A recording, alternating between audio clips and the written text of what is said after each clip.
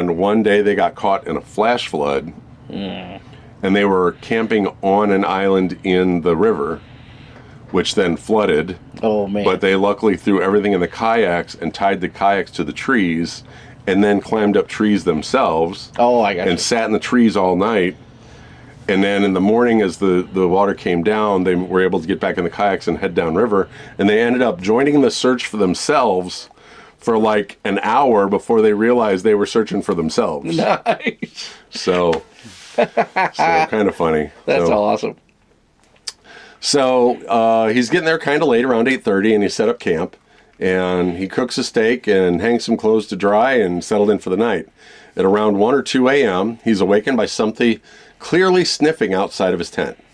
At first, he blew it off as a black bear and laid back down, but as he listened, he didn't hear any footsteps and bear huffs through their mouth, which is very clear.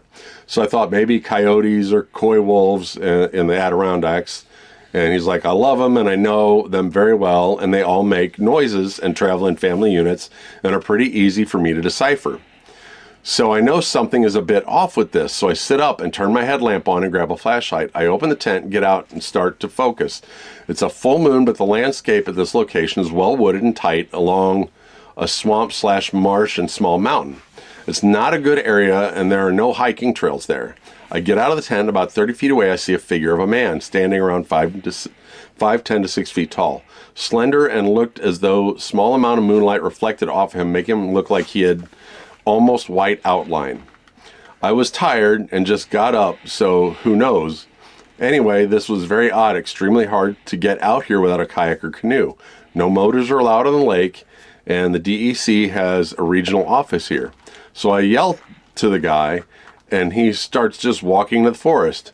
I get back in the tent, grab my gear bag, and start to chase after the guy to see what the heck he's doing.